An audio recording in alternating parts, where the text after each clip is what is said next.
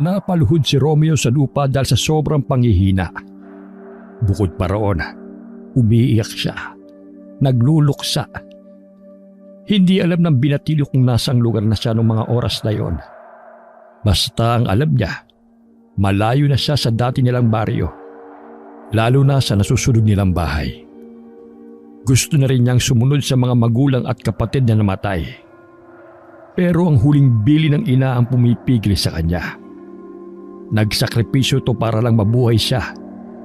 Kaya kahit tila pinagsakluban na siya ng langit at lupa, kahit halos wala na siyang natitirang lakas, ay pinilit niya pa rin makalayo sa lugar nila.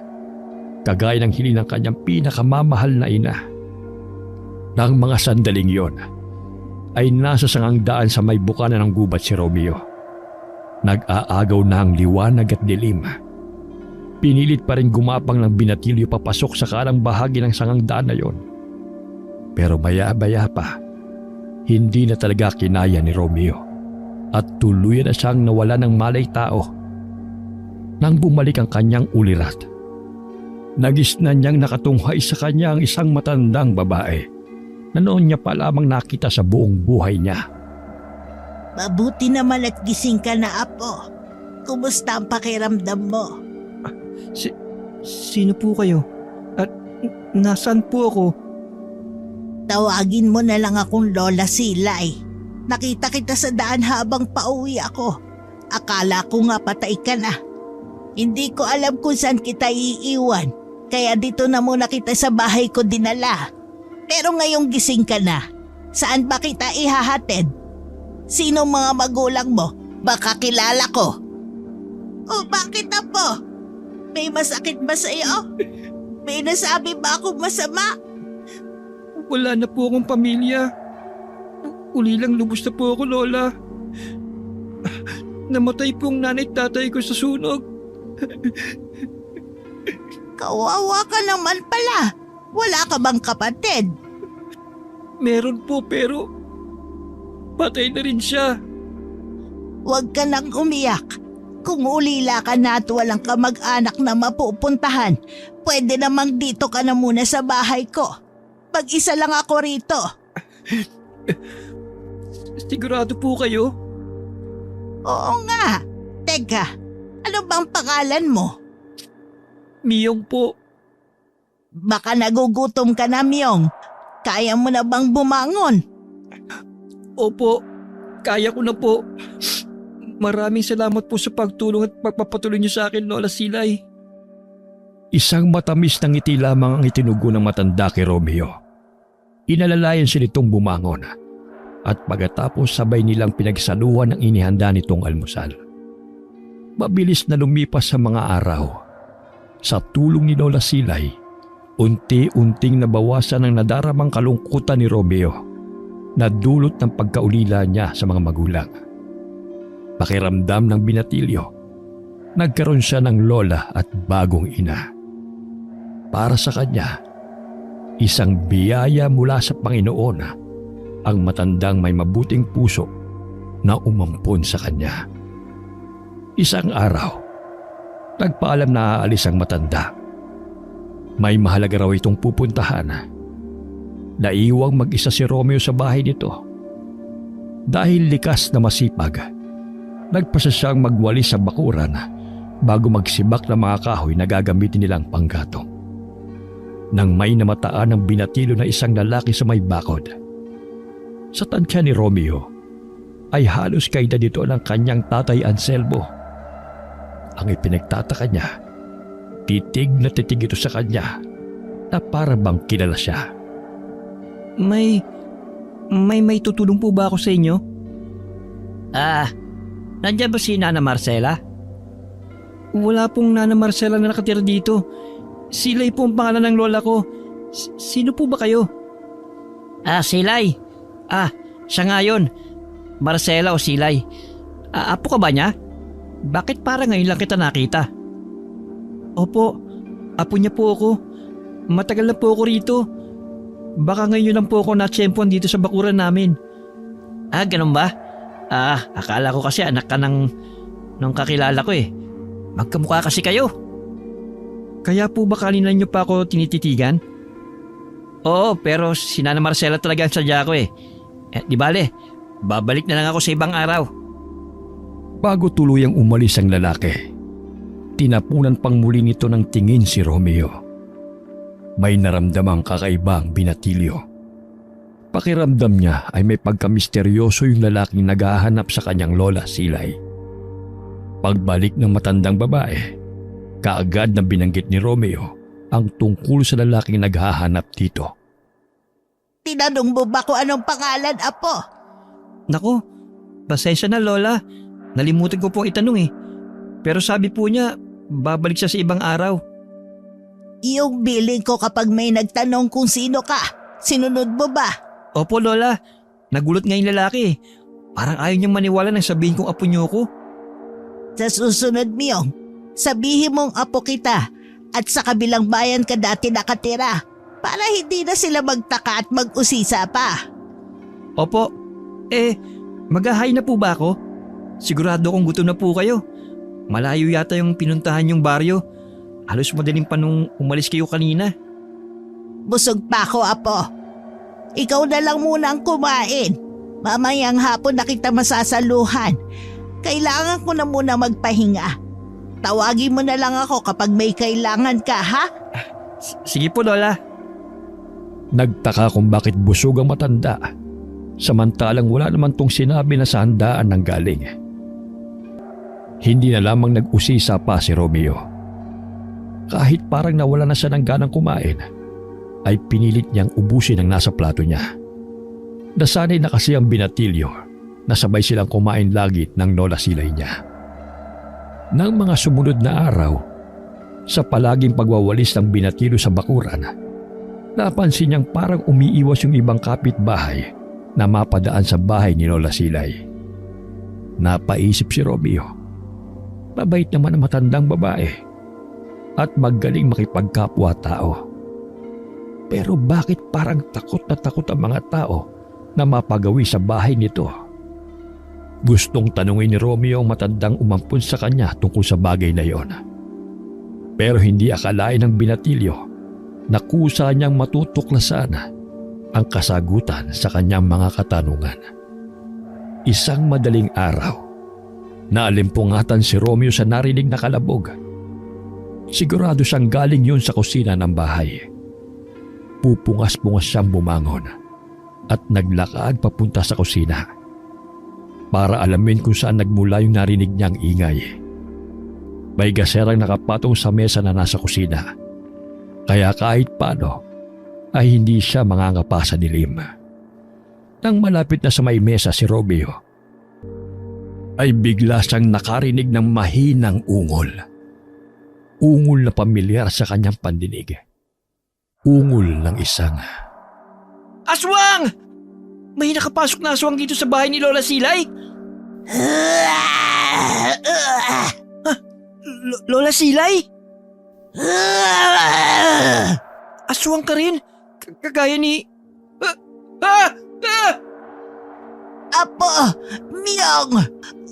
Huwag kang matakot! Si Lola pa rin ito! Hindi totoong aswang kayo. Baka nananaginip lang ako. Pero parang totoo. May dugo ang bibig at damit nyo.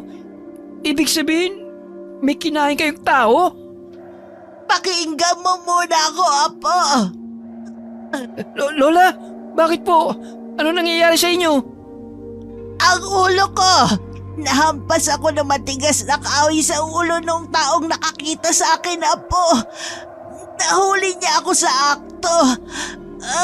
Sa ganitong anyo, habang kumakain ako ng tao. Lola Silay? Tulungan mo ako, Apo ko. Kailangan ko makapasok sa silid ko. At kailangan walang makitang bakas ng dugo dito sa bahay. Dahil siguradong may mga pupuntang tao dito bukas, Miyong. Papatayin nila ako pag napatunayan nilang aswang ako. At itadamay ko nila, Apo. Sandali lang, Lola. Halika na po. Tutulungan kitang tumayo at alalayan papunta sa kwarto nyo. Salamat, Apo. Mas nanaig pa rin ang pagmamahal ni Romeo kay Lola Silay kesa sa takot sa kabila ng natuklasan niyang sikreto nito. Tinulungan niya ang matanda na linisin ang sarili. Siya rin ang gumamot sa sugat ito sa ulo. Pagkatapos ay nilinis naman niya ang kusina at iba pang bahagi ng bahay na nadaanan ng matanda para siguruhing walang bahid ng dugo na makikita mga tao. Kinabukasan ay hindi nga nagkamali ang sapantahan ni Lola Silay. 6:00 pa lamang ng umaga ay may mga taong nang naghahanap sa matandang umampun sa kanya. Pilit na kinalma ni Romeo ang sarili. Ipinakita niya sa mga tao na wala siyang nalalaman tungkol sa sinasabing aswang na mga ito. Nasaan ang matandang yon? Palabasin mo siya dito! Natutulog po si Lola.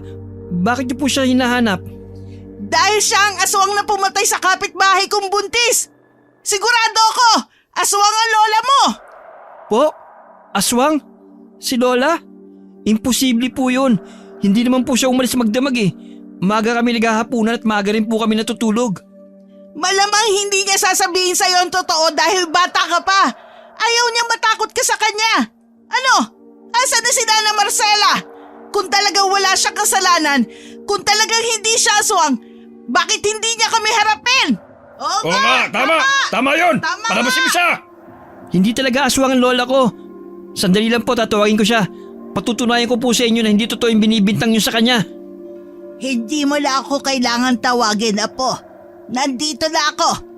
Ano ba kailangan niyo at ang aga niyong mambulahaw? Patunayan mo sa aming hindi ka aswang ngayon din.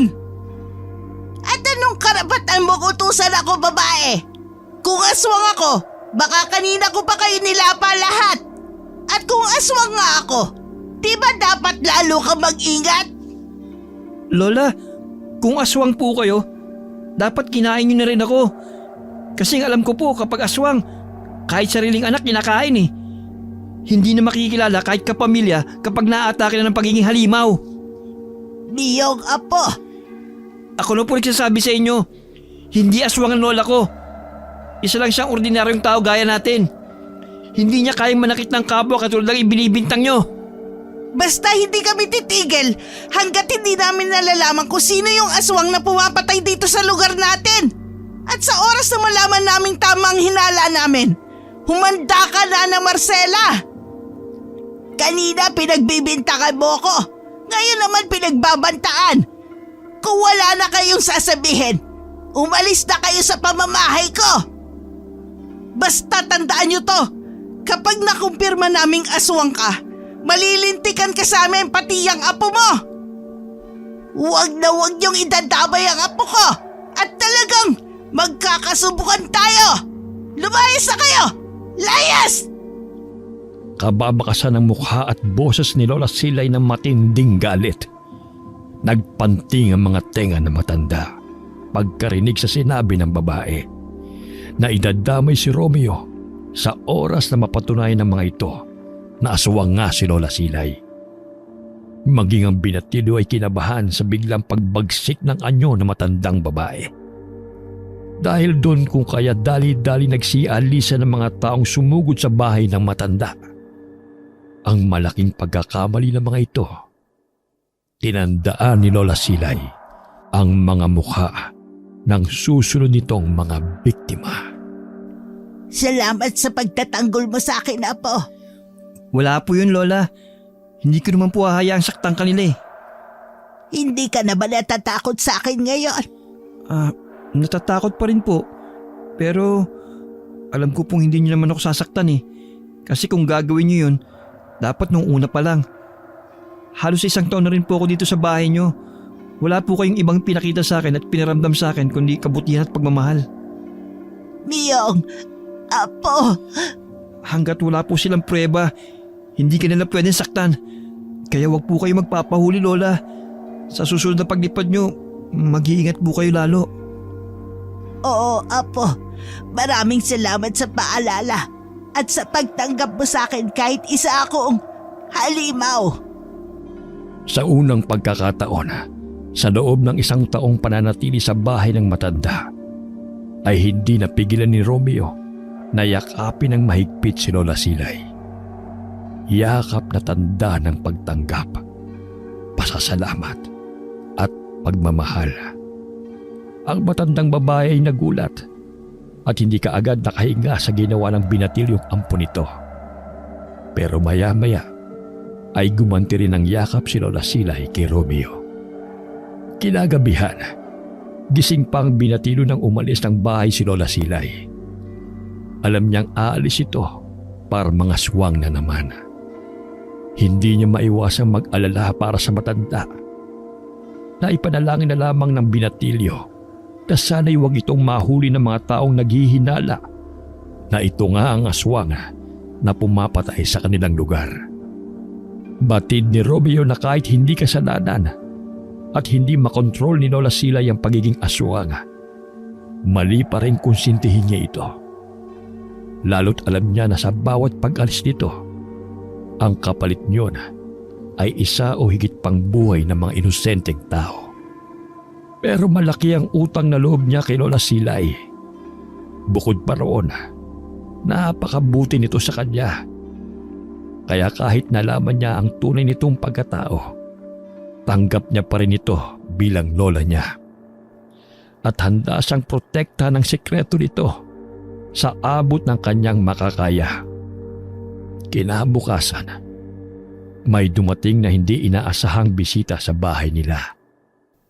Kayo po yung naghahanap kay Lola nung nakaraang araw? Ako nga, pero hindi siyang sadya ko, kundi ikaw. Ako po?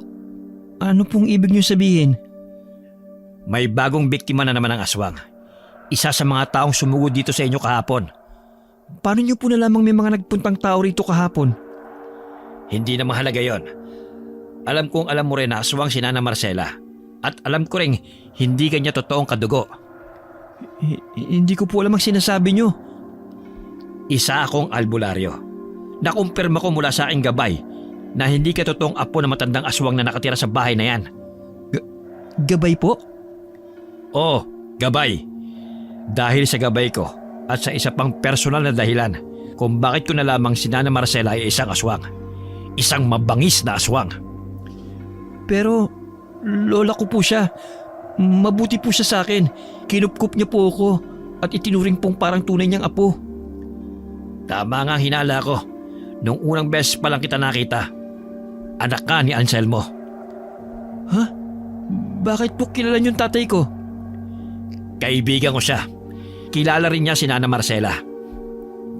Paano pong nangyari yun? Mahabang kwento. Pero kung talagang gusto mong malaman ang sagot, puntahan mo ako sa aking kubo.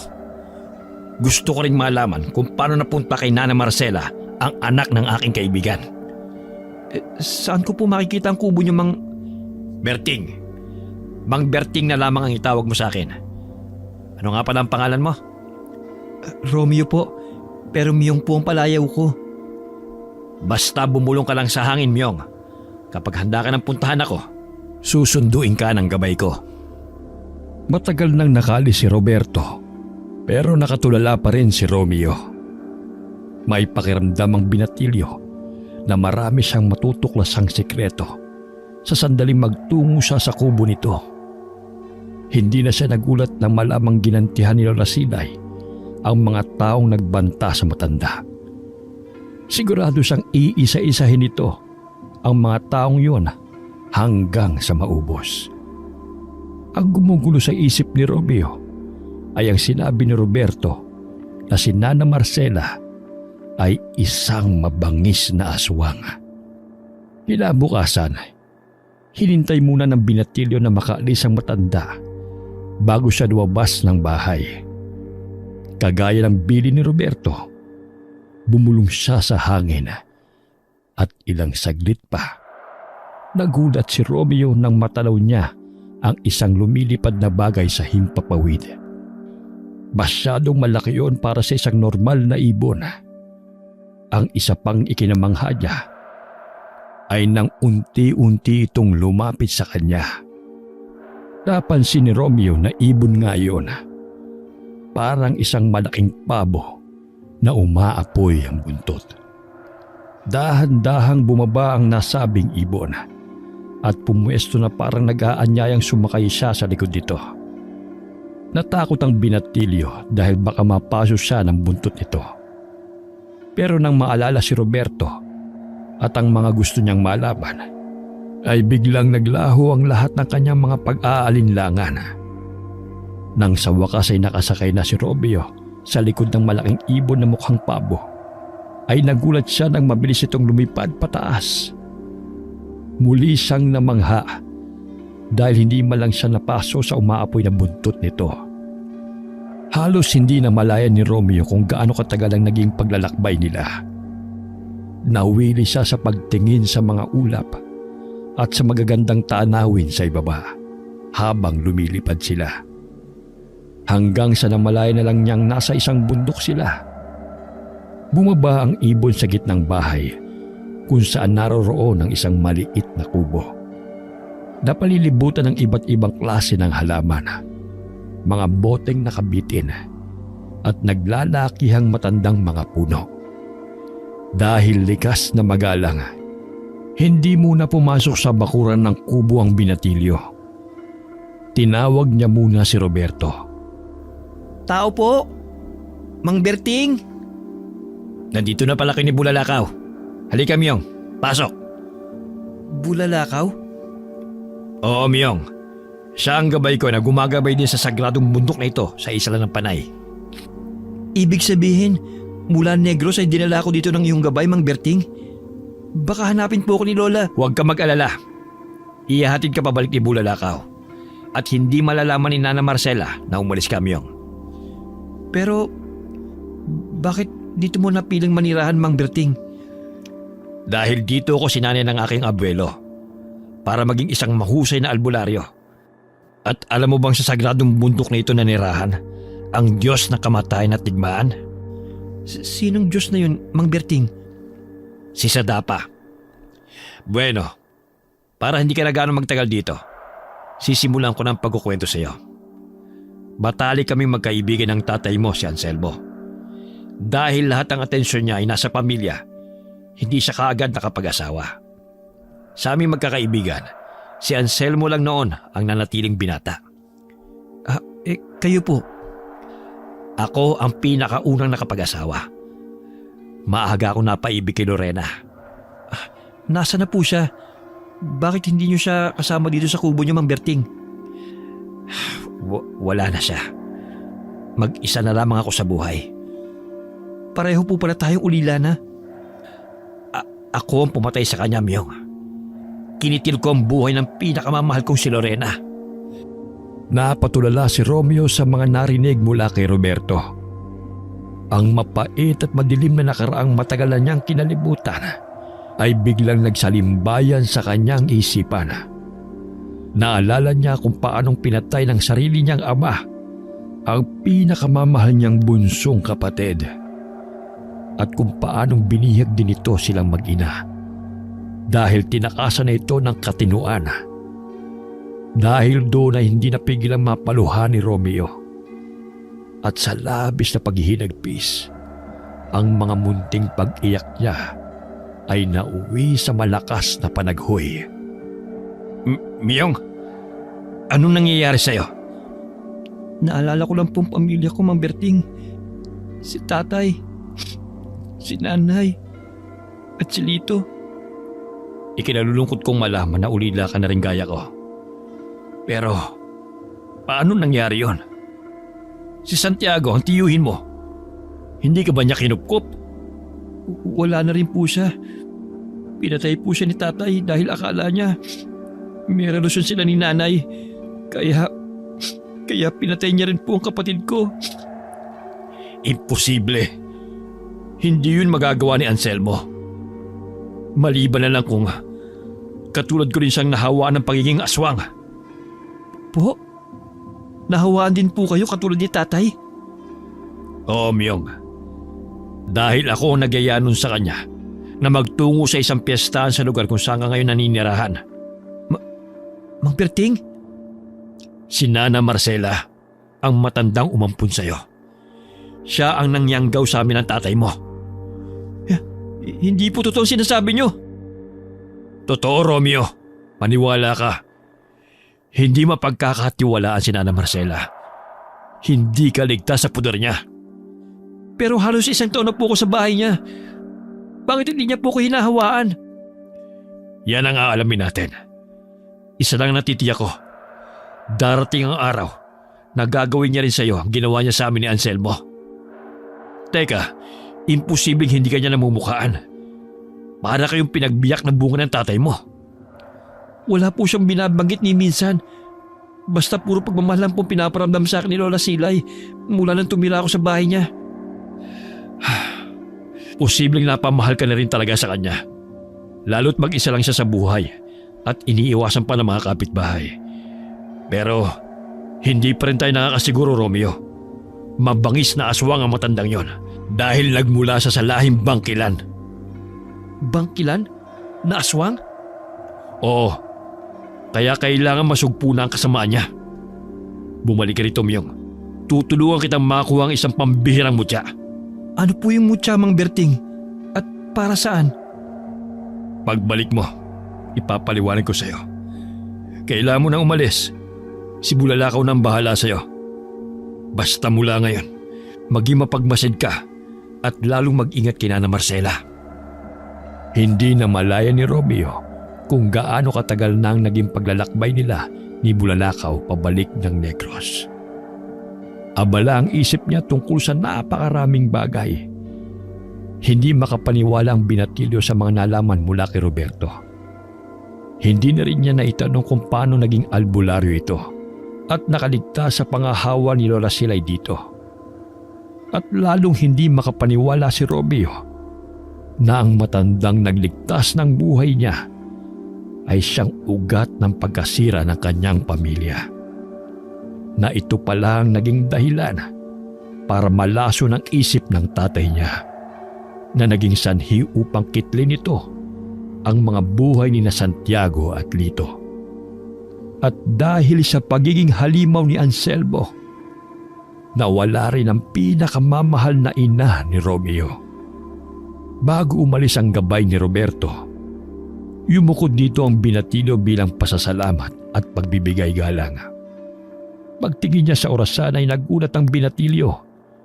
Yun din kasi ang oras ng pag-alis niya patungo sa sagradong bundok na kinaroroonan ng kubo ni Roberto. Sa kabila ng nadarabang paghihinagpis, hindi pa rin napigilan ni Romeo na mapangiti dahil sa pagkamangha. Nangako siya sa sariling babalik muli sa kubo ni Roberto. Gusto niya ring maging katulad nito na isang mahusay na albularyo. Laking pasasalamat ng binatilyo na hapon na nang bumalik sa bahay si Lola Silay.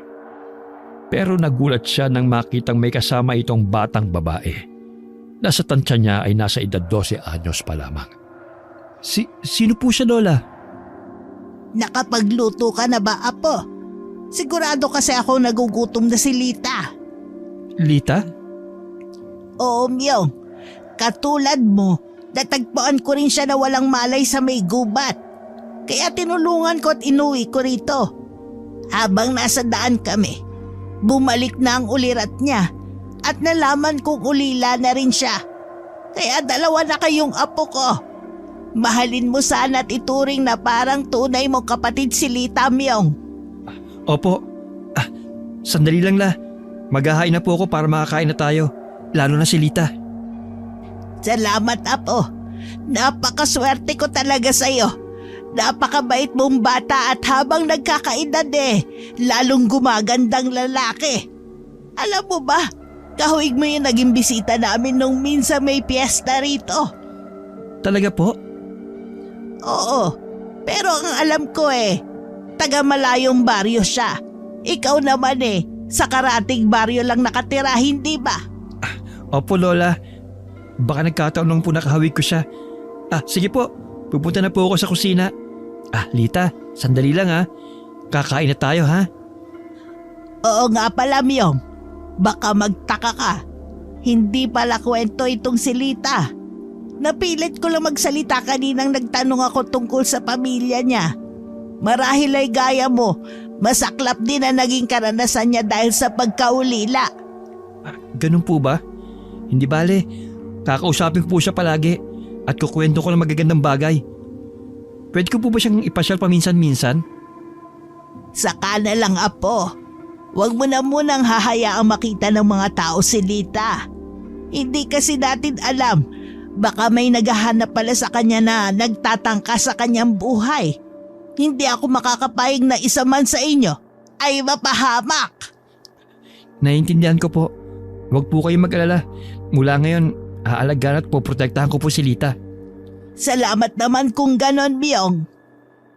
Marahil dahil naalala ni Romeo kay Lita ang yumaong bunsong kapatid, kaya magaan agad ang loob niya sa dalagita. Kumuhang muli ng tiyempo ang binatilo na wala si Lola Silay. Dahil hindi niya gustong iwanang mag-isa doon si Lita, ay nagpasya siyang isama ito sa sagradong bundok. Doon lamang kasi kontrolado ng gabay ni Roberto ang oras. Hindi niya alam kung anong mangyayari sa dalagita habang wala siya. Bago umalis, kinausap muna ni Romeo si Lita. Lita? Gusto mo mamasyal? Saan naman, Kuya Myong?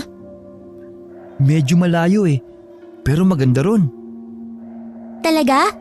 Sige, basta kasama kita kahit saan gusto kong puntahan. Pero may hihilingin sana ako bago tayo umalis. Ano yun? Pwede bang sikreto lang natin to? Lalo na yung lugar na pupuntahan natin. Huwag mong sasabihin kay Lola ha. Kasi pag nalaman niya, baka di na tayo ulit payagan nun sa susunod. Pangako, Kuya Myong, hindi makakarating kay Lola. Salamat, Lita. Basta, halika na. Huwag kang bibitaw sa kamay ko ha. Pupunta muna tayo sa may puno ng akasya. Tapos bubulong sa hangin si Kuya. Doon tayo susunduin ng kaibigan ko. Huwag ka matatakot sa kanya ha. Isang matamis na ngiti lamang ang itinugon sa kanya ng dalagita. Pero pagdating ni Bulalakaw, ay bigla itong napasigaw sa takot. Mabuti na lamang at kaagad na natakpan ni Romeo ng mga kamay ang bibig ni Lita. Saka lamang niya tinanggal ang mga iyon nang tuluyan na itong kumalma. Ang takot na nadarama ng dalagita ay unti-unting napalitan ng pagkamangha. Lalo na nang makumbinsi niya itong sumakay sa likod ni Bulalakaw. Nakakamangha naman ang kaibigan mo, Kuya Myong. Saan at paano mo siya nakilala? Siya ang gabay ng aking ama-amahan, Lita. Ama-amahan? Pero akala ko ulila ka na rin tulad ko. Totoo yun. Kailan ko lang din nakilala si Mang Berting at nalaman kong kaibigan pala siya ng aking ama. Talaga? Anong klaseng nilalang siya? May kapangyarihan ba siya kaya may alaga siya ang katulad ni... Ano palang pangalan nitong kaibigan mo, Kuya Myong? Siya si Bulalakaw. Bulalakaw? Ang ganda ng pangalan niya. Sana palagi mo akong ipasyal sakay kay Bulalakaw. Oo naman. Basta hindi malaman ni Lola. Palagi tayo makakapunta sa kubo ni Mang Berting sa sagradong bundok. Huwag kang mag-alala. Hindi ko sasabihin sa kanya. Isa pa, natatakot talaga ako kay Lola Silay. Lagi ko kasing napapaniginipan na isa siyang halimaw. Sa panaginip ko, siya raw ang kumain sa mga magulang ko. Lita? Alam ko panaginip lang yun, pero parang totoo. Pero minsan, nakukonsensya ako. Kasi mabait siya sa akin. Sa atin. Siya ang tagapagligtas natin, Kuya Myong. Tama ka. Kaya huwag ka na matakot sa kanya. Isa pa, panaginip lang yun, Lita. Hindi yun ang realidad. Pero paano kung magkatotoo? Ano ka ba? Alisin mo yan sa isip mo. Tingnan mo, malapit na tayo sa may ulap. At nakikita mo rin ba yung mga tanawin sa ibaba? Ang ganda, di ba? Oo nga, ang ganda. Abot kami na natin ng mga ulap, Kuya Myong. Hindi man natin sila masisilip mula rito? Yung pamilya natin. Di ba pagkatapos ng mga ulap, langit na? Baka naman, pwede rin natin silang bisitahin. Sa tingin ko hindi pwede. May limitasyon lang ang pwede mong puntahan ni Bulalakaw. Mga kabundukan lang ang kanyang nasasakupan, Lita. Hindi tayo pwedeng humiling nang higit pa sa pwede niyang ipagkaloob. Ganun ba? Naiintindihan ko. Sana kahit sa panaginip, dalawin nila ako. Hayaan mo, kapag nagkaroon ako ng kapangyarihan, ako mismo ang tutupad sa hiling mo. Talaga? Pero paano ka magkakaroon ng kapangyarihan? Binigyan ka ba ni Bulalakaw? Yan ang dahilan ng pagpunta natin dito, Lita. Malalaman natin ang sagot mamaya kapag nakausap ko na uli si Mang Berting. Kuya Myong, yung natatanaw kong bundok, doon bang punta natin? Oo, Lita. Malayo yun mula sa pinanggalingan natin. Hindi ba tayo hahanapin ni Lola Silay kapag dumating siya sa bahay at wala tayo ron? Hindi niya malalamang umalis tayo. Dahil pag uwi natin, saka palang uli tatakbo ang oras sa lugar natin. Talaga? Akala ko sa mga libro lang yun nangyayari at sa mga kwento. Sa totoong buhay din pala. Mahiwagang mundong kinaroroonan natin, Lita. Napakaraming bagay na hindi nakikita ng ordinaryong mga mata. Kung sana'y buhay pa ang kapatid kong si Lito, kasama rin natin siya ngayon. Kasama rin natin siyang papasya sa kubo ni Mang Berting. At alam kong gaya mo, ay labis siyang matutuwa at mamamangha. Pero kung di rin ako maagang naulila, hindi ko kayo makikilala. Ikaw, si Mang Berting, si Bulalakaw, at si Nana Marcela. Nana Marcela? Ang ibig kong sabihin ay si Lola Silay, Lita. Nang maibaba si na Romeo at Lita ng gabay ni Roberto, ay tahimik lamang ang dalagita habang nagmamasid sa paligid ng kubo. Nagulat naman ang albularyo nang makitang may kasama si Romeo, pero hindi naman ito nag-usisa. Ipinakilala ni Romeo ang kasama pagkapasok nila sa kubo. Matamang tinitigan lang ito ni Roberto pero hindi ito nagkomento. Seryoso lamang ang mukha nito. Nakababakasan din ng tila pagkabalisa. Labis na ipinagtaka yun ng binatilyo. Sa palagay ko ito ng tamang oras para mapasaya yung mutya, Romeo. Hindi tayo nakakatiyak kung kailan ka muli makakabalik dito. May pinaplanong matandang yon sa pag-aampon ng mga katulad nyo. Marahil ay nagbabalak siyang bumuo ng hukbo ng mga aswang. Aswang? Mang Berting, hindi alam ni Lita ang tungkol sa... Hayaan mong malaman niya. Dahil katulad din natin siya, na biktima ni Nana Marcela. Ibig niyong sabihin, ang pumatay sa mga magulang niya ay si... Wala nang iba. Kaya kailangan mo nang hanapin ang mutya. Nang sa gayon, ay may pangontra na kayo laban sa mabangis na aswang na yon. Kung araw-araw siyang umaalis, nangangahulugan lamang na araw-araw din siyang pumapatay ng mga inosenteng tao. Baka marami na rin siyang nayanggaw sa mga karatig lugar, Romeo. Paano at saan ko po makukuha ang mutya, Mang Berting? At paano po si Lita? Huwag mo siyang alalahanin. Maiiwan siya rito kasama ko. Hindi kita maaaring tulungan, Myong. Kailangan makuha mo ang mutya ng saging ng mag-isa. Gagabayan ka lang ni Bulalakaw upang matagpuan mo ang kinaroroonan ng puno. Paano po kung mabigo ako? May tiwala ako sa iyo. Isa pa, isipin mo mga magulang at kapatid mo. Pati ni rin ang mga magulang ni Lita at ang mga taong nabiktima at mabibiktima pa ni Nana Marcela. Kapag hindi natin nasugpo ang kasamaan niya, maraming pamilya pang mawawasak at maraming buhay ang mawawala. Kuya Myong, ano po bang pinag-uusapan niyo?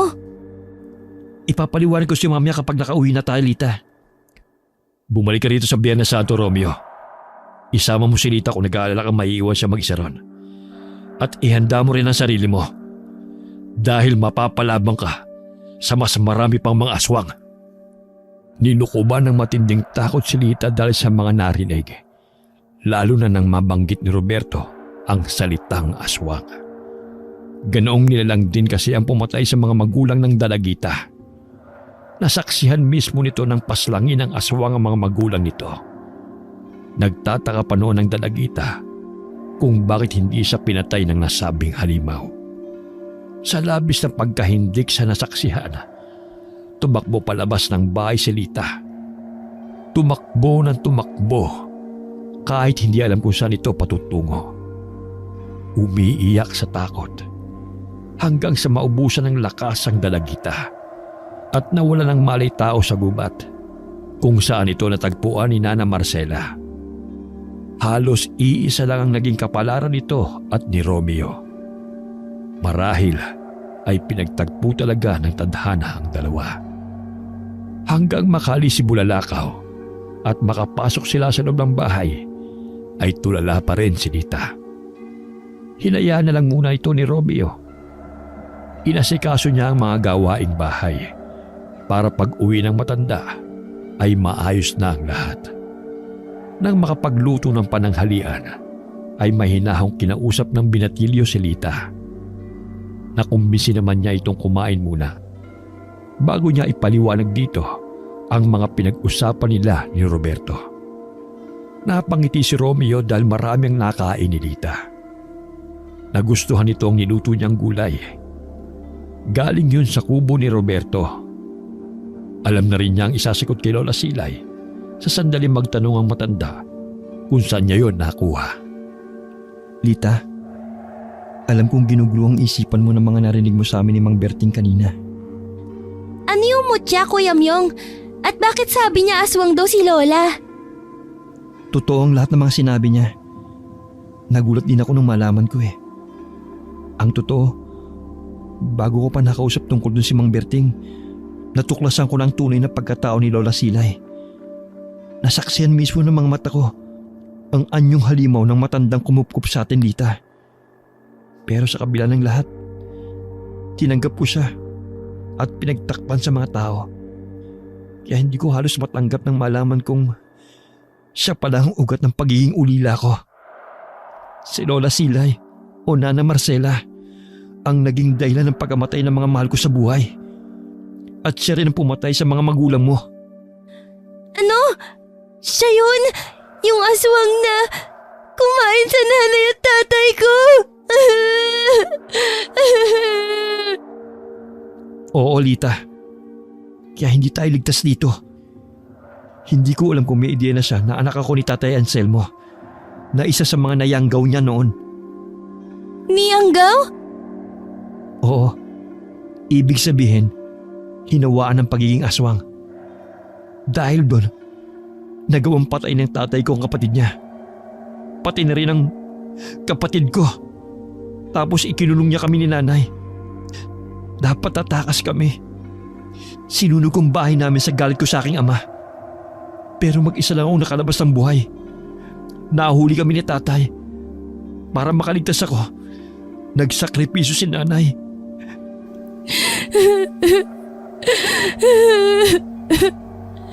Kuya Myo! Kaya hindi ko siya mapapatawad, Lita. Ipaghihiganti kong pamilya ko. Pati na rin ang mga magulang mo. Lalong-lalo na ang kapatid kong kinatay at kinain ng sarili naming ama. Dala ng matinding lungkot at paghihinagpis, mahigpit na nagyakapan ang dalawa. Nangako sina Romeo at Lita na dadamayan nila ang isa't isa.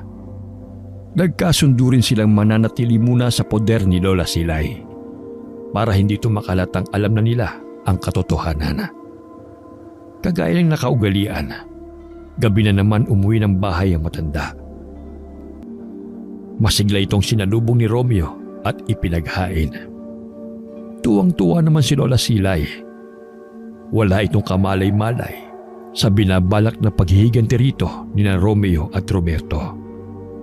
Si Lita naman ay tahimik lamang at pinanindigan ang pagiging mailap kay Romeo.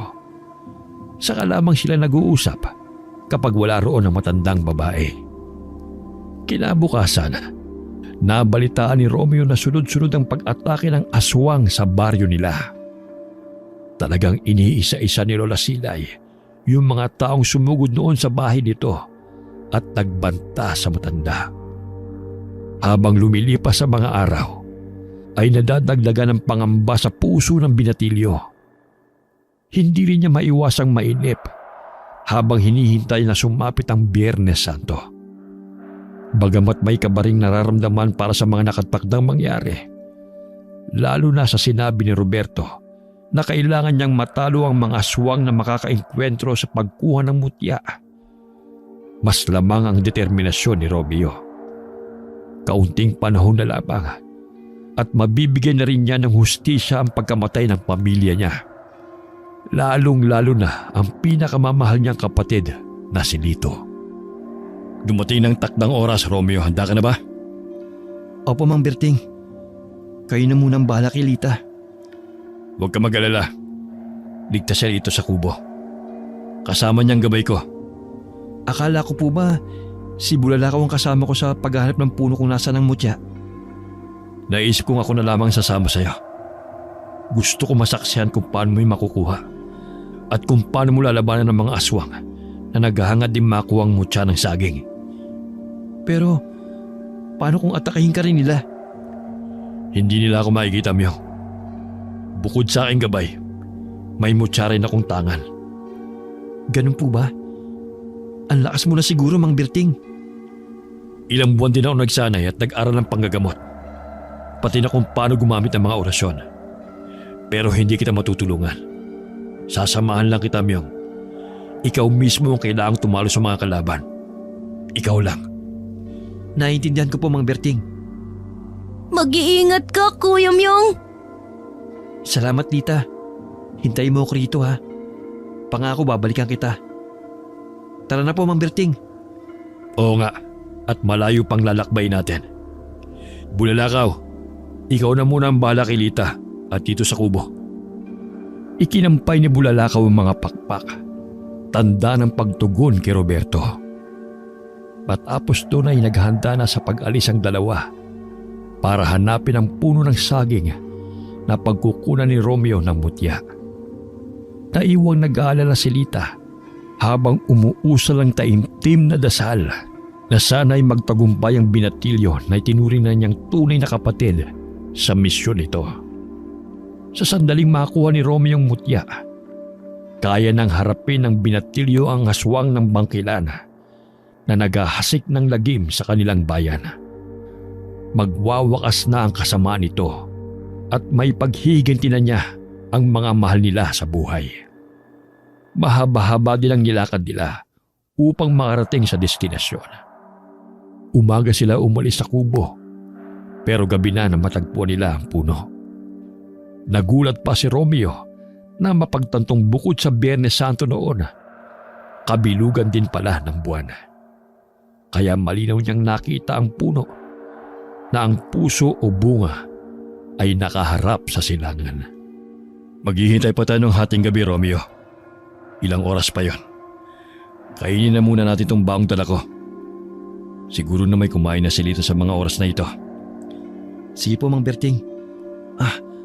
Ano po pala ang gagawin ko mamayang hating gabi? Nakatitiyak naman akong ito na yung punong hinahanap natin. Kaya mamaya, tumingala ka bago pa sumapit ang alas 12 ng hating gabi. Itapat mong mukha mo sa bunga ng saging habang nakanganga. Maghintay ka lang at kusang bubuka yon. Kailangan sa bibig mo mismo malaglag ang mutya, Myong. Saka pa lamang magsisimula ang tunay na pagsubok. May darating po bang mga aswang? Oo. Ang mga aswang na yon ay palagi nag-aabang. Ngunit hindi ipagkakalubang mutya sa may masamang puso. Paano ko po malalamang nalampasan ko na ang pagsubok? Sa sandaling bumuka ang puso ng saging, isa-isa na maglalabasan ng iba't ibang klase ng mga aswang na naghahangad sa mutya. Kaya kailangan maunahan mo sila. Makikipaglabang ka sa mga nilalang na yon. Gamit lamang ang pisikal mong lakas. Tiyakin mong hindi nila yun makukuha sa bibig mo hanggang sumapit ang bukang liwayway. Sa oras na yon, unti-unti na maglalaho ang mga aswang. Yun din ang magiging sukatan at patunay kung karapat dapat ka nga magmay-ari ng mutya ng puso ng saging, Romeo. Habang kumakain, paulit-ulit na naglalaro sa isipan ni Romeo ang mga bilin sa kanya ni Roberto. Ayon pa sa albularyo, kailangan niya ng lakas para malabanan ng mga aswang na nais makipag-agawan sa pagkuha ng mutya. Bagamat may tiwala sa sarili ang binatilyo, dahil ang paghihiganti kay Nana Marcela ang isa sa mga nagpapalakas sa kanya, umusal pa rin si Romeo ng taimtim na panalangin sa itaas. Humingi siya ng iba yung tapang at lakas para sa nalalapit niyang pakikipaglaban sa mga aswang. Nangako rin sa sarili ang Binatilyo na gagawin niyang lahat ng kanyang makakaya upang magtagumpay siya sa kanyang misyon. Lalo na't alam niyang may isang inosenteng Lita na naghihintay at umaasa sa kanya sa kubo ni Roberto. Ilang minuto pa bago maghating gabi, nakahanda na si Romeo. Tumayo siya at tumingala na nakatapat ang muka sa puso ng saging, gaya ng bilin ni Roberto. Ito naman ay nakatayo ilang hakbang mula sa kanyang kinaroroonan at hinihintay ang mga susunod na kaganapan. Kahit nangangalay na ang mukha at katawan, ay tiniis yun lahat ng Binatilyo. At ilang saglit pa, natapos na rin ang paghihintay niya. Dahan-dahang bumuka ang puso ng saging at nasilaw siya sa liwanag na nagmumula roon. Higit na maliwanag kaysa sa sinag ng bilog na buwan. Pumikit na lamang si Romeo habang hindi gumagalaw sa kanyang pwesto. Hindi na niya nakita ang unti-unting paglabas ng makinang na batong kulay matingkad na karbon. Kagaya ng inaasahan, dire-diretsong pumatak yun sa nakangangambunganga ng Binatilyo. Pero kasabay din ng pagtikom ng bibig niya ay ang nakabibinging mga ungol at angil sa paligid. Saglit na binalot ng takot ang buong sistema niya. Pero agad ding nawala yun nang marinig ni Romeo ang malakas na sigaw ni Roberto. Huwag ka magpapatalo sa takot, Romeo! Kahit anong mangyari, huwag na huwag mong hahayaang makuha nila sa iyong mutya! Hindi yan pwedeng mapunta sa masama! Kapag nangyari yun, papaslangin ka nila! Pati ako, mapapatay na nila, lalo't hindi ko kasama ang aking gabay! Matutuntun nila pati ang kubo ko kung nasan sina Bulalakaw at Lita! Pagkarinig sa mga sinabi ng albularyo, biglang nakaramdam ng matinding puot si Romeo. Ito ang naging sandata niya upang labanan ng mga aswang. Nagawa nga niyang hindi ibuka ang bibig hanggang sumapit ang bukang liwayway. Pero hindi siya nakaligtas sa mga kalmot at kagat ng mga aswang. Palibhas ay pisikal na lakas lamang ang gamit niya dahil hindi pa napapasa kanya ang mga taglay na kapangyarihan ng nakuha niyang mutya. Dahil tadtad ng sugot ang buong katawan at dala na rin ang labis na pagod, nawala ng malay tao ang Binatilyo. Pero bago tuluyang nagdilim sa kanya ang lahat, nagawa niya pang lunukin ang mutya ng saging. Sa tulong ng gabay ni Roberto, mabilis niyang naiuwi sa kubo ang Binatilyo. Nang makita ni Lita si Romeo, ay kaagad yung pumalahaw ng iyak. Lalo na nang makitang duguan at tadtad ng sugat ang buong katawan ng Kuya Myong nito.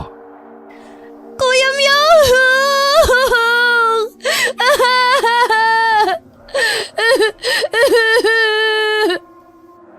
Huminahon ko lang, Lita. Magiging maayos din siya mamaya. Pero puno po ng sugat ang buong katawan niya, Mang Berting. Huwag kang mag-alala. Pagagalingin si Romeo ng tangan niyang mutya. Ibig sabihin, Tamang naiisip mo. Nagtagumpay nga si Romeo. Nakapasa sa pagsubok at karapat-dapat siyang magmay-ari ng makapangyarihang mutya ng saging. gaano katagal po bago siya gumaling? Baka hinahanap na kami ni Lola. Katulad ng dati, hindi niya malalamang umalis kayo ng bahay, Lita. Hintayin lang natin magkamalay ulit si Romeo. Kapag naipaliwanag ko na sa kanya ang mga kapangyarihang taglay ng mutya niya, ipahatid ko na kayo kay Bulalakaw. Maraming salamat po sa pagtulong mo sa amin, Mang Berting. Lalong-lalo na kay Kuya Myong. Wala kang dapat ipagpasalamat. Lahat tayo ay naging biktima ni Nana Marcela. Nang mamatay ang aking asawa, nang makain ko siya habang nasa ilalim ako ng pagiging aswang. Sa halip na gumanti sa matandang yon, ay naghanap ako ng lunas. Alam kong hindi ko siya kayang labanan. Dahil malalakas sa mga aswang ng bangkilan, gumaling ako at nagsanay ng matagal na panahon upang maging mahusay na albularyo. Sigurado akong pinagtagpo tayong tatlo ng tadhana. Dahil tayo ang magtutulungan upang mapuksa ang kasamaan ng matandang aswang na yon. Nang unti-unting magkamalay si Romeo, napasigaw sa labis na tuwa si Lita. Si Roberto naman ay nakahinga na maluwag. Tapos na nitong linisin ang mga sugat ng binatilyo. Pinalitan din ito ang suot na damit ni Romeo na nasira dahil sa pag-atake ng mga aswang. Nang dahan-dahang imulat ng binatilyo ang mga mata, ay napaiyak siya pagkakita kay Lita. Binabati kita, Romeo. Nagtagumpay ka. Ikaw na ngayon ang nagmamay-ari sa mutya ng saging. Alam kong bilang tagapag-alaga ng mga kabundukan at kalikasan, tinulungan ka rin ng aking gabay. Salamat sa iyo, Mang Berting. Pati na rin kay Bulalakaw. Nalinis ko na ang mga sugat mo. Maaari na kayong umalis ni Lita. Magpalit ka na lang kagad ng damit mo pag uwi niyo ron para hindi magtaka si Nana Marcela. Salamat at ligtas ka, Kuya Myong. Bago kayo makarating sa bahay ni Nana Marcela, magaling na ang mga sugat mo sa tulong ng tangan mong mutya. Handa ka na ba sa susunod mong misyon? Ang harapin ng aswang na dahilan ng pagkamatay ng mga mahal mo sa buhay? Mang Berting, may utang na loob pa rin kami sa kanya. At puro kabutihan ang pinakita niya sa amin ni Lita. Inaasahan ko na mag-aalinlangan ka. Hindi mo naman kailangan magmadali. Lalo't hindi mo pa kabisado ang paggamit sa mga kapangyarihan nang kayang ibigay sa iyo ng tangan mong mutya. May kakayahan itong Tagalpo at sa Bulag Biyong. Magagamit nyo sa pagtakas at pakikipaglaban mo kay Nana Marcela. Kapag hiningi na ng pagkakataon, hindi ka na rin basta tatablan ng bala, taga at iba pang klase ng pananakit sa katawang lupa. Tatandaan ko po yan lahat. Maraming salamat sa tulong niyo, Mang Berting. Sige na, kayo na pa kayo nihinta ni Bulalakaw. Dahil sa taglay mong mutya, mararamdaman ko kaagad kapag kailangan nyo ng tulong. Dahil konektado ito dito sa sagradong bundok. Asahan mong darating kami kaagad ng aking gabay, Romeo. O siya, mag-ingat kayo roon ni Lita. Salamat po, Mang Berting. Aalis na po kami. Hindi nga nagmintis ang sinabi ni Roberto. Habang nasa paglalakbay pa lamang sina Romeo at Lita sa kay Bulalakaw, ay unti-unting naghilom ang mga sugat niya sa katawan. Lalong namangha ang dalawa sa kapangyarihang taglay ng mutya ng saging. Kagaya ng bilin ni Roberto, kaagad na nagpalit ng damit si Romeo pagdating sa bahay ni Lola Silay. Bago umuwi ang matandang babae, nagawa na nila ni Lita ang lahat ng mga gawaing bahay. Pero laking gulat ng dalawa nang pagdating ni Lola Silay, may dala itong malaking sako. Nanlaki ang mga mata ni Lita nang makitang may mga bahid ng dugo ang labas ng sako at may nakalitaw ding parang mahabang buhok ng tao. Ali kayo mga apo, may pasalubong ang lola sa inyo. Lola! O bakit, Lita? Masarap itong mga dala ko. Hindi na kailangan lutuin pa. Mas masarap at malinamnam ang pagkain. Lalo na ang karne, kung sariwa. Nakapagbibigay ng mahabang buhay at mas malakas na pangangatawan. Lola, bakit kayo nag-uwi dito ng ganyan? Paano kung may biglang dumating at makita ang mga katawan ng tao? Huwag ka mag-alala, Apo. Walang magtatangkang pumasok sa teritoryo ko. Dahil bukod sa inubos ko na yung mga sumugod sa akin, sa oras na magkamali silang pumasok dito, katapusan na nila. Mas lalong dadami ang pagsasaluhan natin. Ipapakain niyo sa amin ang mga hilaw na karning yan?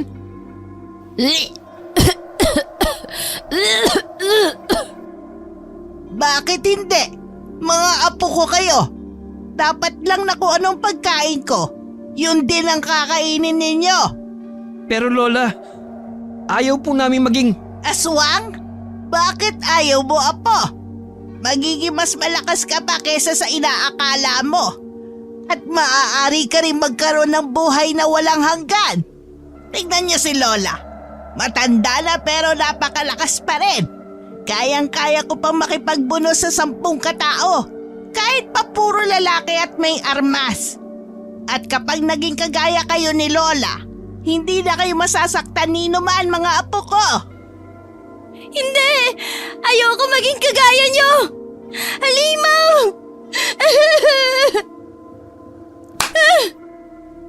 Walang utang na loob. Matapos kitang kupkupin, pihisan, pakainin, busugin ng pagmamahal. Ito pa ang isusukli mo sa akin? Halimaw pa rin ako sa paningin mo? Tama na po, Lola. Huwag niyo pong saktan si Lita. At ikaw, Romeo, akala mo ba'y hindi ko alam ang totoo na anak ka ni Anselmo? Lola Silay? At nararamdaman ko na may binabala kayong dalawa nitong si Lita laban sa akin. Ang hindi ko pa alam ay kung sinong kasabat ninyo na lumalason sa utak nyo. Pero bago yun, gagawin ko na muna kayong katulad ko. Lalo ka na, Romeo.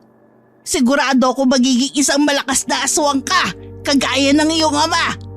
Sayang nga lamang at ang matigas noon si Anselmo. Pero hindi niya pa rin naman natakasan ang pagiging halimaw. Ikaw may kagagawan kung bakit ako maagang naulila. Kung bakit nasira ang pamilya namin. Kung bakit naging halimaw si tatay. Hindi kita mapapatawad na Marcela. Anong itinawag mo sa akin? Paano mo nalaman ang tunay kong pangalan, Romeo? Hindi na mahalaga yon. Ang mahalaga, alam na namin kung ano ka talaga. Masama ka na Marcela. Dapat mapuksa ang kasamaan mo. At ano naman ang magagawa ng isang lampang gaya mo laban sa akin? Hindi ako basta aswang lang, Romeo. Isa akong aswang na bangkilan. Mula sa araw na ito, hindi na kayo pwedeng lumabas kahit sa bakuran ng bahay ko. Naiintindihan niyo? At anong gagawin niyo sa amin? Ikukulong? Aalis na kami ni Lita ngayon din. Anak ka nga talaga ni Anselmo. Matapang. Pero wala namang binatbat. Sige, umalis kayo. Nang matsyempohan kayo at gawing hapunan ng mga bagong yanggaw na alagad ko. Napakasama mo talaga, Lola Silay! Oo, Lita. Kaya nga nagawa kong patayin ng mga magulang mo kahit kaharap ka. Nasaksihan mo yun, hindi ba? Kung paano ko nilapa ang pinakamamahal mong ama't ina.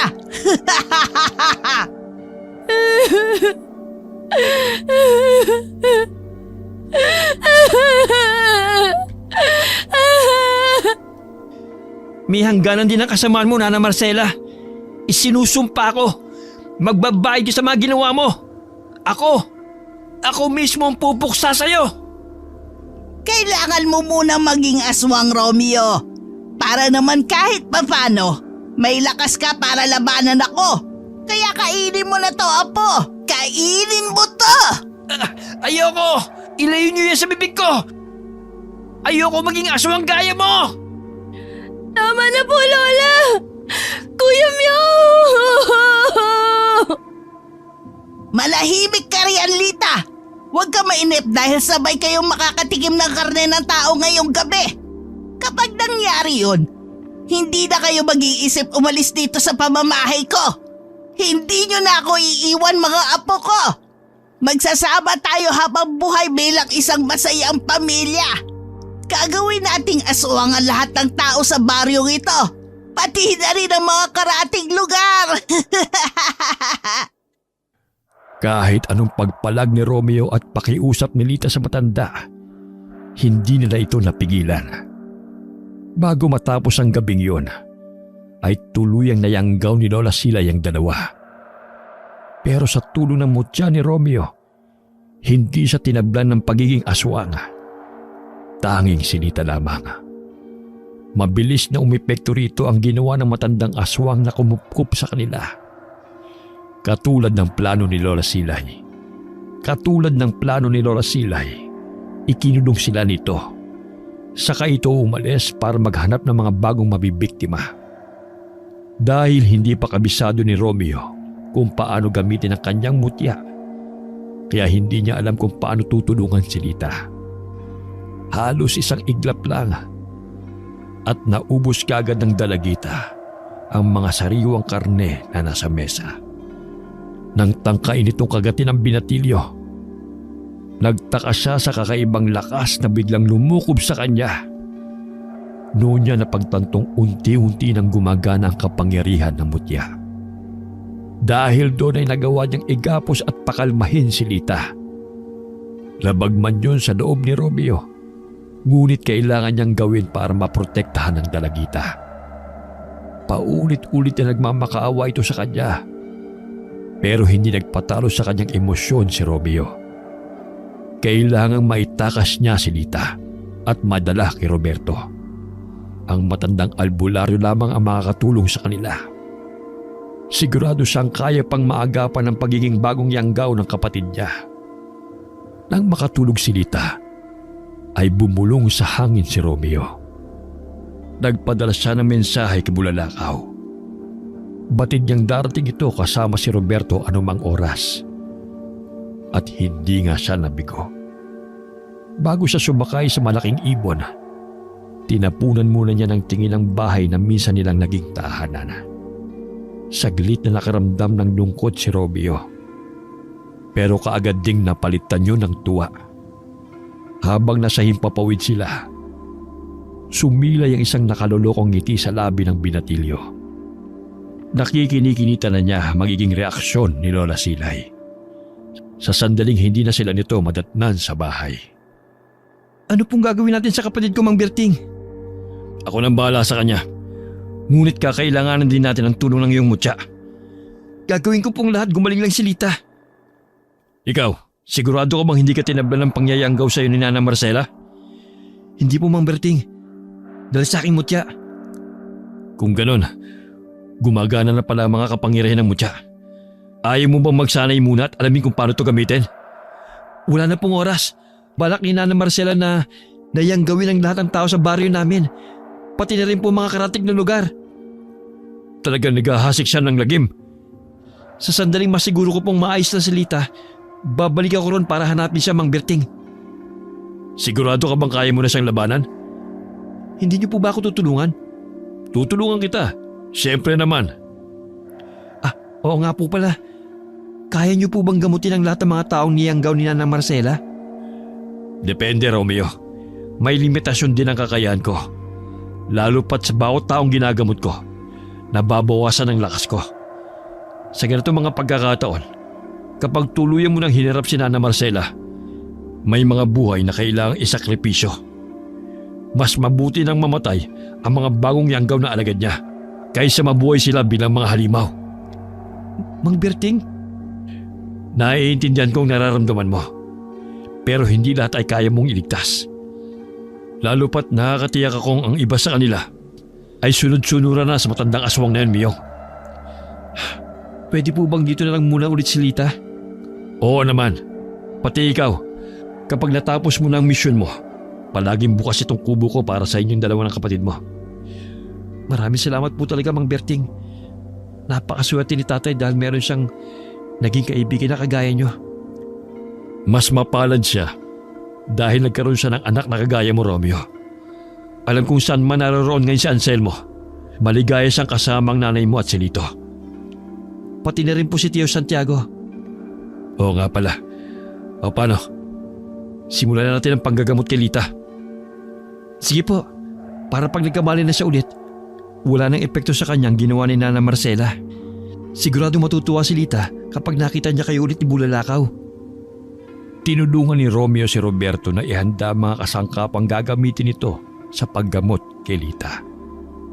Hindi na nila inalis ang taling nakagapos sa mga kamay ng dalagita para hindi na ito makawala sakaling bumalik ang ulirat nito.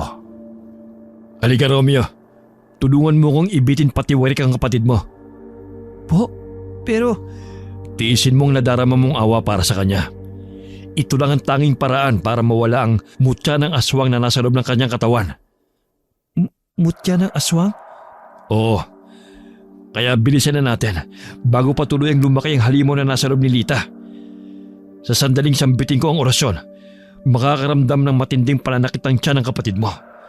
Huwag mo siyang hahawakan, Romeo. Kailangan maisukan niya ang tinanim sa kanya ni Nana Marcela. Naintindihan ko po, Mang Berting. Pinigilan ni Romeo ang sarili na lapitan si Lita nang simulan na ni Roberto ang orasyon. Namilipit ang nakabiting dalagita sa matinding pananakit ng tiyan. Walang humpay din ang pagsuka nito at pagdaing. Pati ang binatilyo ay napaluhan nang makitang umiiyak si Lita. Lalong nadagdagan ang nadaramang puot ng binatilyo para sa matandang umampon sa kanila. Naisumpa niya sa sariling tatalunin at tatapusin na niya ito sa oras na muli sila magkaharap. Hindi tumigil sa pagbigkas ng mga salitang hindi maunawaan ni Romeo ang matandang albularyo. Hanggang sa unti-unting sumuka si Lita ng malapot at maitim na likidong may nakakasulasok na amoy. Napatakip na lamang sa ilong ang binatilyo upang hindi siya maduwal.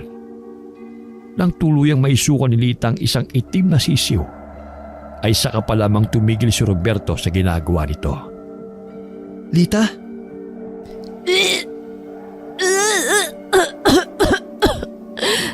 Kuya Myong! Kunin mo ang sisiw at patayin, Romeo. Nasa iyo kung gusto mo tong sunugin o durugin. Basta tiyakin mong wala na tong buhay bago mo itapon sa labas ng kubo. Maayos na po bang kapatid ko? Magaling na po ba siya? Kailangan lang niya magpahinga para makabawi ng lakas. Pero saka pa lang tayo makakatiyak na magaling na siya sa oras na napatay mo na ang itim na sisiw na sinuka ni Lita. Binaliwala ni Romeo ang nadaramang pandidiri sa masangsang na amoy ng mga isinuka ni Lita. Dali-dali at gigil niyang dinampot ang sisiw at dinurog yun gamit lamang ang kanyang mga kamay. Napagtanto ni Romeo na umeepekto ang kapangyarihan ng mutya sa tuwing nakakaramdam siya ng galit. Nagkakaroon siya ng ibayong lakas, kagaya na lamang ng mga oras na yon. Lita, kamusta ng pakiramdam mo? Kuya Myong! Huwag ka nang umiyak. Magaling ka na. Ginamot ka ni Mang Berting. Totoo? Hindi na ako magiging aswang? Oo, Lita. Kaya magpahinga ka na muna. Kailangan mong bumawi ng lakas at dito na tayo titira sa kubo ni Mang Berting. Dito sa sagradong bundok. Paano si Lola Silay? Baka masundan niya tayo. Hindi niya tayo masusundan dito. At hindi na rin tayo babalik sa bahay na yon. Pero, Lita, kailangan kong harapin si Nana Marcela. Kailangan matapos na ang kasamaan niya. Pero paano kung hindi mo siya matalo, Kuya Myong? Malakas na aswang si Lola Silay at napakarami niyang alagad. Basta magtiwala ka lang sa akin, sa amin ni Mang Berting at sa kanyang gabay. Sa sandaling mapatay na namin ang mabangis na aswang na yon, mawawala ng pangamba sa puso ng mga tao sa baryo natin, pati na rin sa mga karatig lugar. Basta mag-ingat kayo. Ipagdarasal kong sana'y umuwi kayong tagumpay at ligtas dito sa kubo. Hihintayin kitang bumalik, Kuya Myong. Kasama namin si Bulalakaw, Lita. Pero huwag kang mag-alala. Walang ibang nakakalam nitong kubo ko maliban sa inyo. Ilag din ng mga tao na magtungo dito sa sagradong bundok. At isa pa, selyado ang buong teritoryo ko. Kaya walang basta makakapasok. Maliban sa aming tatlo ni Romeo at ng gabay ko. Bago umalis ay mahigpit na niyakap na muna ni Romeo si Lita. Nakikita niya talaga sa dalagita ang kapatid niyang si Lito. Masaya ang binatilyo dahil pakiramdam niya ay nagkaroon siya muli ng dahilan upang magpatuloy sa buhay. Sa oras na magtagumpay sila ni Roberto, matiwasay silang makakabalik sa kubo nito at tahimik na mamumuhay na bilang isang masayang pamilya. Kasama ang gabay nitong kaya silang ipasyal ni Lita kahit saan nila naisin. Nagulat si Romeo nang halos isang iglap lang ay naroon na sila sa baryo ni Lola Marcela. Simbilis ito ng totoong bulalakaw na nagpapakita paminsan-minsan sa kalangitan. Napukaw ang atensyon ng binatilyo nang malalakas sa sigawan ng mga tao sa baryo. Nang igala niya ang paningin, Nanlaki ang kanyang mga mata sa mga nakita. Nagtatakbuhan ng mga tao habang nagsisigawan dahil hinahabol ng mga nilalang na sa tingin niya ay mga bagong yanggaw. Nagsimula na. Kapag naagat ng mga bagong yanggaw ang mga natitirang tao dito sa baryo, tuluyan ang magiging pugod ng aswang ang lugar na ito. Ano pong dapat natin gawin, Mang Berting? Ang mga bagong yanggaw ay tatablan pa ng Tegalpo at sa bulag, Romeo. Pero mahihirapan kang gamitan yon ang matandang aswang na kumupkup sa inyo. Sa bulag? At Tigalpo? Hindi ko po alam ang mga yon at hindi ko pa po nasusubukan. Hipnotismo at kapangyarihan upang hindi ka makita lalo na sa dilim, Romeo. Huwag ka mag-alala. Sa oras ng panganib, tutulungan ka ng mutya. Ako nang bala sa mga bagong aswang. Hanapin mo si Nana Marcela. Mag-iingat po kayo, Mang Berting. Oo. Hayaan mo at sabay tayong babalik sa kubo ko. Sana magtagumpay ka. Sa mga kamay mo nakasalalay ang kaligtasan ng mga tao sa baryong ito. Ang mga natitirang taong hindi pa nayayanggaw ni Nana Marcela. Sinubukan ni Romeo kung gagana na ba ang kapangyarihan ng mutya. Ginawa na lamang niya ang paraan ng pagtawag sa gabay ni Roberto. Pero hindi sa hangin bumulong, kundi sa mutya mismo na tangan niya. Habang naglalakad ang binatilyo, may nakasulubong siyang isang grupo ng mga bagong aswang. Naghanda siya para labanan ng mga ito. Pero sa kanyang pagtataka, ay nilampasan lamang siya ng mga iyon. Napangiti si Romeo nang mapagtantong gumana na ang kapangyarihan ng mutya para sa sabulaga. Habang hinahanap niya si Lola Silay, nanlumo si Romeo nang madaanan ng mga taong nakahandusay sa daan na natitiyak niyang mga biktima ng mga bagong aswang na kanyang nakasalubong. Gusto man niyang tulungan ng mga taong hinahabol ang aswang, pero mas kailangan niyang unahin si Lola Silay. Ang aswang na ugat ng lahat ng mga pagpatay, karahasan at kaguluhan. Maya-maya ay tila may bumubulong sa kanya na magtungo sa sangang daan kung saan siya nito natagpuan noon. Sa tulong ng mutya ng saging, mabilis lamang na nakarating doon si Romeo at hindi nga siya nagkamali. Naroon nga ang matandang aswang kasama ang 3 pang grupo ng mga bagong yanggaw. Halos lahat ay pamilyar ang mga mukha sa binatilyo. Mga residente ng baryong iyon na ginawang alagad ni Nana Marcela. Nana Marcela!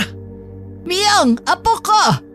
Sabi ko na nga ba't susundan mo si Lola eh? Bumalik lang ako para patayin ka! Patayin ako? Talaga? At paano mo naman gagawin yon, iho? Baka hindi mo pa ako nalalapitan eh. Pinagpepiestahan ka na nitong mga alagad ko. Teka lang, paano nangyaring hindi ka tinablan ng yanggaw? At nasa ang apo kong si Lita, ang kapatid mo? Hindi mo malalaman kung nasan siya. At hindi mo na makukuha ulit si Lita. Talagang nagmana ka nga sa tatay mo, Romeo. Sabihin mo sa akin, sinong kasabot mo para pagtangkaan ang buhay ko? Sino? At bakit ko naman sasabihin sa inyo kung sino? Pero kilala mo siya, Nana Marcela. Isa sa mga nayanggaw mo nung kasama ng tatay ko. Huwag mong sabihin, si Roberto.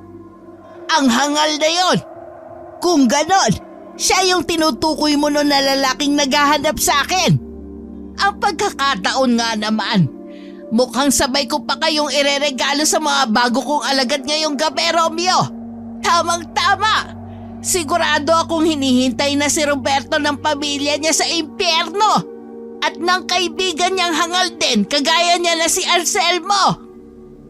Nang marinig ang pangalan ng ama, ay biglang nagngit-ngit si Romeo.